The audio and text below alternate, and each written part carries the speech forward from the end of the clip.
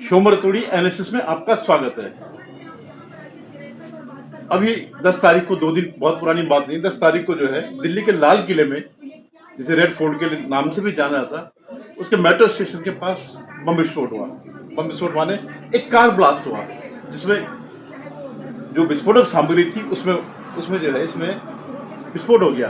अब हम इस बारे में बहुत ज़्यादा इफ एंड बट नहीं कर सकते हैं कि साहब ये किस चीज़ से हुआ, किसी ने रखा था, क्या था, ये एलईडी था या कोई जो सीड्स कोई बता रहे हैं जो अरंडी सीड से कोई विस्फोटक बनता था, ये 100 किस्म की चीज़ें हैं। इसका भी वो चल रहा है, पोस्टमार्टम चल रहा है, यानी एनआई की जांच चल रही है, पुलिस की जांच चल रही है और अभी किसी उस पर निष्कर्ष पे तो नहीं पहुंचा जा रहा है,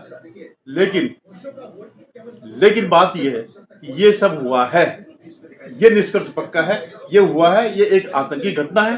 कैसे हुआ, क्या हुआ, कितने पकड़े गए, वो सब बात की बात है। तो आज मैं उसी बात पर बात कर रहा हूं। मैं इस बात पर बात नहीं कर रहा हूं कि हमें ये प्रवृत्ति अब छोड़ देनी चाहिए कि इसके पीछे पाकिस्तान का हाथ है, इसके पीछे आईएसआईएस का हाथ है, इसके पीछे अल कायदा का हाथ है, इसके पीछे इसका हाथ है, इसके पीछे उसका हाथ है। किसी का हाथ नहीं है।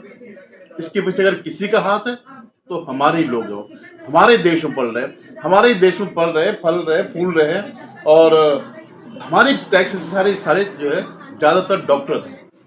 आप सोचिएगा, ये लोग डॉक्टर हैं। वो आपको याद है ना, मोदी जी ने क्या कहा था, एक हाथ में कुरान, एक हाथ में कंप्यूटर। ये परिणाम निकला। किस तरह से एक बहुत अच्छे उद्देश्य को किस तरह से बर्बाद किया जा सकता है। रेडिकलाइजेशन ये बच्चे नहीं है कि किसी ने व्हाट्सएप कर दिया पाकिस्तान से या सीरिया से या कहीं और से कर दिया और ये उसमें आगे नहीं। ये बहुत मैच्योर लोग हैं, बहुत पढ़े लिखे लोग हैं। इससे पहले आपको याद होगा, पुणे में ही जो है एक आईटी इंजीनियर भी पकड़ा गया। उनके घर में ये लिंक जो है उसके मिले और कई ऐसी सामग्री मिली है जो कि स्पष्ट करती है कि ये लोग जो है, ये क्या है, ये लोग कोई बच्चे नहीं है। जो कुछ हो रहा है समझ बूझ करके, होशो हवास में हो रहा है। तो अब हमें ये सब भूलना चाहिए कि कैसे हुआ, क्यों हुआ, इनके किससे लिंक है, इनके जिससे भी लिंक हो, लेकिन ये लोग यही के लोग हैं। इन लोगों ने ही जो कुछ किया है वो भारत के लोगों ने ही किया है, जिनके लिए हम अपना वो बिछा देते हैं। आप ये देखिए, ये सब हो गया, आपने ये सब देखा होगा। मैं आपको कुछ घटनाएं आपको बता रहा हूँ। मैं कुछ एक वाक्य बता रहा हूँ कि वो जब कांग्रेस कहती है कि हम मुसलमानों की पार्टी है, अब मुसलमान हमारे हैं। अभी तक ये अंदर की बात थी। अभी आपने रेवंत रेड्डी जो उसके वो है तेलंगाना के मुख्यमंत्री, उन्होंने खुलेआम कहा। तो ये कोई नई बात नहीं है। जो अभी तक जो बताया जाता है कि राहुल गांधी बंद कमरे में जो बात करते हैं, ओपन उसमें ये उसका वो है स्वीकारीकरण। हालांकि मैं तो हमेशा ही कहता हूँ, आईएनसी का मतलब है इस्लामिक नेहरू कांग्रेस। इस नेहरू खानदान का कभी इस देश से वो नहीं रहा, कोई प्यार नहीं रहा, कोई संबंध नहीं रहा। इनका जो है सिर्फ सत्ता तक ही रहा। इसके लिए चाहे देश का भी विभाजन क्यों न करना पड़े, उन्होंने किया, कोई बात नहीं। मतलब ये इतिहास है। आप कितना ही बोल दो तो आप नेहरू ऐसे थे, नेहरू डेमोक्रेट थे, नेहरू कुछ नहीं थे। वो उनको सिर्फ सत्ता चाहिए थी।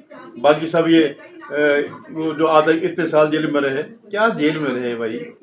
उनसे ज्यादा हजारों लाखों लोग हैं जो जिन्होंने फांसियों पर चले हैं, काला पानी काटा है, ऐसी यात्राएं सहन की है। तो दूसरा, सब लोग भूल जाते हैं और सबसे बड़ी बात है कि हमारे कोर्ट भी भूल जाते हैं। राहुल गांधी ने क्या कहा था जब वो कश्मीर यात्रा में गया था, जब वो भारत जोड़ो यात्रा तो कहीं से थी नहीं, मोहम्मद की यात्रा कहीं से थी नहीं, उसके पीछे यही था जो है कि भारत को तोड़ो। उसने कहा, कश्मीर में जब वो बोल रहा था कि मेरी नजरें जो है आतंकवादियों से मिली और उनकी नजरें मुझसे मिली और हम एक दूसरे को देख करके मुस्कुराए, वो वहां से चले गए। कितना बड़ा वो है ये। क्यों नहीं, अब आप कहेंगे क्यों नहीं सरकार ने इंटरोगेट किया, उससे क्यों नहीं पूछताछ करी कि भाई तुम कैसे जानते हो, तुम कैसे पहचानते हो आतंकवादियों को। लेकिन बात यह है कि इनके पीछे जो है, कांग्रेस के पीछे एक पूरा कॉलेजियम सिस्टम है। क्योंकि कॉलेजियम सिस्टम का जो वो है गर्भनाल है, वो कांग्रेस से जुड़ी हुई है। कॉलेजियम सिस्टम आए ही जो है इंदिरा गांधी के जड़ों के उससे। इससे पहले जब भी था, क्योंकि सारा का सारा राज तो इनका ही था। जिसको जज बनाना था वो अपने आप बना लिया, जिसको हटाना हटा दिया। और कई ऐसे आपने असम का एक उदाहरण देखा होगा, एक बहरुल इस्लाम थे, एक जज थे। वो कभी जज बनते थे, कभी कांग्रेस के सांसद बनते थे, कभी हाई कोर्ट का जज बन गए, फिर सुप्रीम कोर्ट का जज बन गए, लोकसभा के चुनाव लड़ा, वहां से नहीं गया तो राज्यसभा में गए। तो वो कब वो जज रहते थे, कब वो एक राजनेता रहते, कांग्रेसी वो रहते थे, ये पता नहीं चलता था। तो खैर, अब आप ये देखिएगा कि क्या क्या इसमें हुआ। ये सब चीजें आती कहां से, कि ये जो पढ़े लिखे लोग, जिन पर जो है सरकार पैसा खर्च करती, कल के दिन ये हमारे देश के उसके लिए करेंगे, काम करेंगे, जनता के लिए करेंगे। आप क्या सोचते हैं, जो मेडिकल कॉलेज है ये पैसे देकर के सारे सरकारी तो सारे फ्री के, और वो पैसा कहाँ से आता? तो हमारी जेबों से जाता है, इस देश की जनता की जेबों से जाता है, जिनको जो है मारने की इन्होंने प्लानिंग करी। आपने मोदी जी का एक नारा सुना और सुना होगा, बेटी बेटी पढ़ाओ बेटी बचाओ। अब वो देख लिया आपने, वो जो साजिया है, जो भी है, जो डॉक्टर है, उसके पास राइफल निकली। अब उसके जो है पति कह रहा है कि मैंने 3 साल पहले या कई साल पहले 2011 में तलाक दे दिया था, भाई कह रहा है हमें पता ही नहीं है। तो ये जो है, ये नीतियां इस बात की द्योतक है कि इन लोगों को जो है किस ढंग से जो है उठाया जाता है, किस ढंग से इनको प्रोटेक्ट किया जाता है। देखिए, कई लेयर है इसमें। पहली लेयर तो ये है कि इनका रेडिकलाइजेशन होता है। मेन चीज वही है कि रेडिकलाइजेशन किस स्तर पर होता है। ये घर से ही होता, मदरसों से होता, उससे होता, मस्जिदों से होती, जो अब इनको जो पढ़ाया जाता, वहां से जो संस्कार मिल जाते हैं, बचपन के जो संस्कार मिल जाते हैं, वही अंत तक रहते हैं। आप चाहे कुछ भी करके रखिएगा, उसके आगे कुछ नहीं हुआ। यही वो संस्कार है जो आगे तक जाते हैं। तो ये तो हुआ।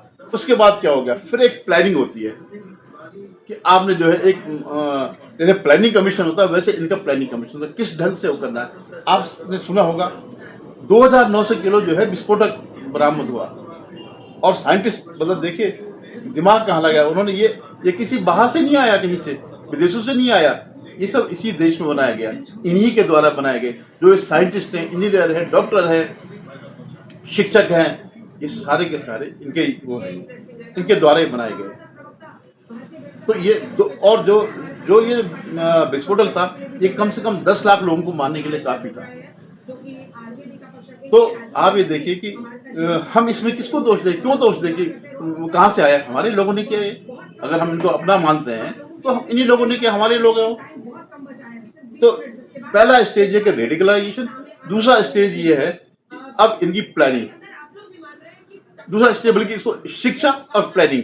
अब वो उन्होंने शिक्षित हो गए कि किस ढंग से ये एक्सप्लोसिव बनाया जाए, किस ढंग से इसका वो किया जाए, जो भी इसको जो है परिवर्तन या प्रिक्योर किया जाए। अब ज्यादातर ये जो है, जो हमने पढ़ा है अभी तक, कि ये जो ये खाद होती है, पोटेशियम नाइट्रेट या जो भी ये होती है, ये उससे निकल जाता है, उससे ही जो है संशोधित करके ये हो जाता है। और कुछ अरंडी की खली जो होती है, अरंडी का बीज आप जानते होंगे, तो कह रहे हैं वो साइनाइड से भी कई गुना वो है। आप सिर्फ सूंघ भर लो तो वहीं पे खत्म हो जाएंगे। किसी अगर टंकी में 1 गिलास पानी डाले तो उसमें पूरे लोग मर जाएंगे। आप सोचिएगा हम कहाँ किस से जी रहे हैं।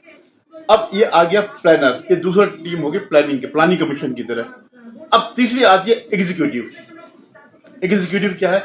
अब ये लोग प्लानिंग वाले किनारे हो जाएंगे। अब वो अपने वो गुर को ढूंढते हैं कि कौन कहाँ पे क्या क्या करते हैं। देखिए मजेदार बात क्या है इस पूरे उसका, कि नॉर्थ, ईस्ट, वेस्ट, साउथ हर तरह से, हर जगह से जुड़ा हुआ है।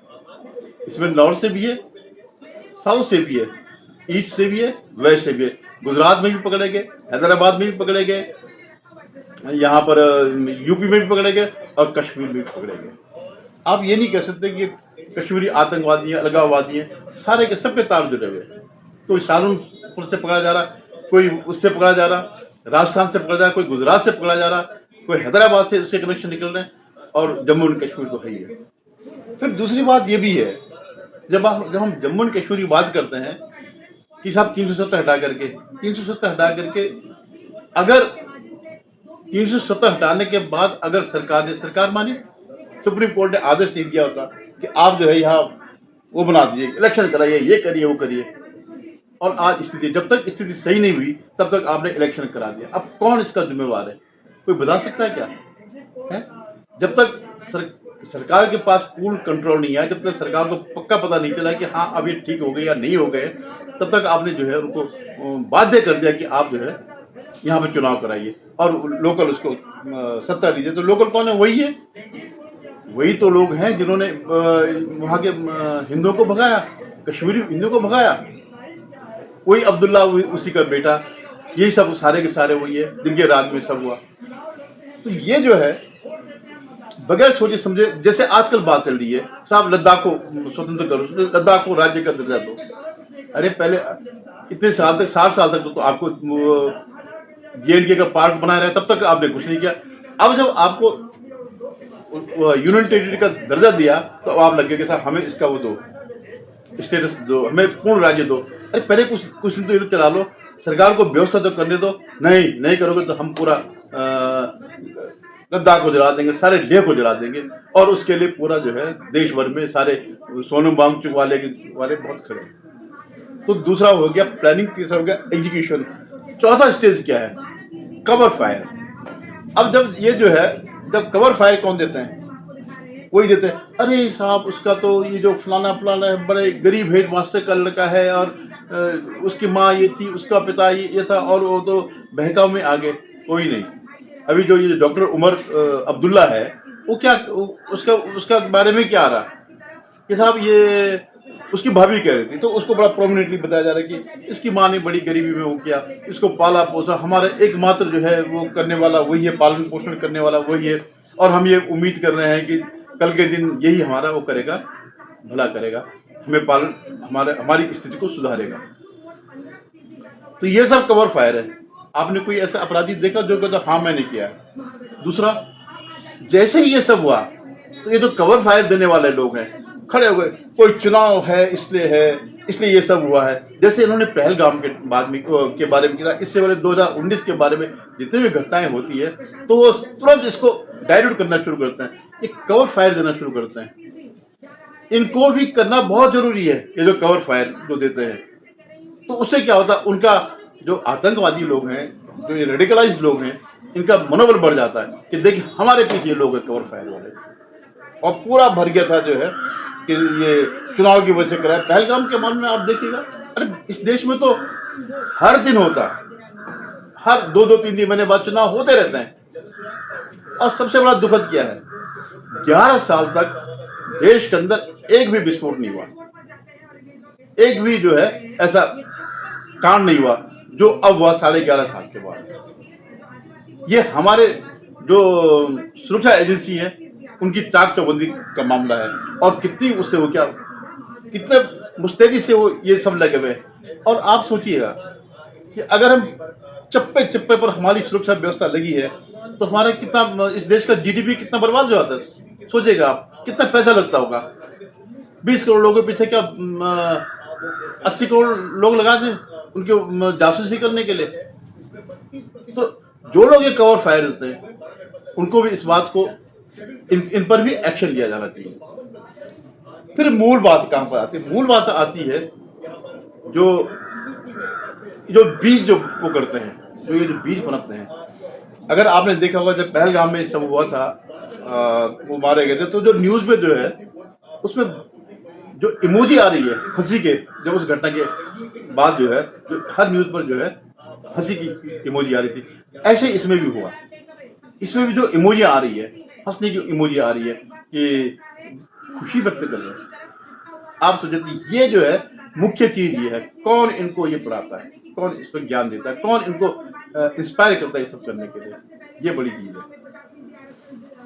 तो ये जो बेसिक चीजें हैं, जब तक इन पर काम नहीं हुआ तब तक कुछ नहीं हो सकता। भूल जाइए आप पाकिस्तान में, भूल जाइए आप सीरिया, भूल जाइए वो करेंगे। आप अपने लोगों को कितना कर सकते हैं, बचा सकते हैं।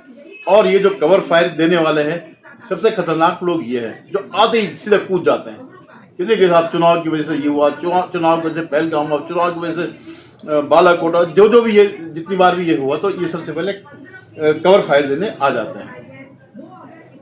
तो इन लोगों पर भी, तो इसके लिए कौन करेगा? सरकार नहीं करेगी। सबसे पहले माइंड सेट चेंज करना होगा कोर्ट को अपने माइंड सेट को चेंज करना पड़ेगा। आप एक टिपिकल उसमें नहीं जा सकते हैं परंपरागत रूप से कि साहब ये एविडेंस वो एविडेंस। आप उनकी भावनाएं देखिए। आज तक जो है, जो ये चिकन नेक वाला शर्जील इमाम हो गया, और क्या उमर है जो है, जो उमर जेएनयू वाला है, ये सब जेल में है, लेकिन कोई इनके खिलाफ कुछ अभी स्टार्टिंग चल रहा है, और एक न एक दिन वो छूट जाएंगे कि साहब हमें जैसे प्रयास करते हैं कि 5 साल हो गए जेल में रहे, हमें जमानत दी जाए। तो ये जमानत तो इनकी तरफ से, सुप्रीम कोर्ट की तरफ से भाई कि जमानत पहला अधिकार है, तो क्या है 4-5 साल वहां रहो, उसके बाद जमानत देकर के फिर यही करो जो ये हो रहा है। ये सब पढ़े लिखे लोग कर रहे हैं।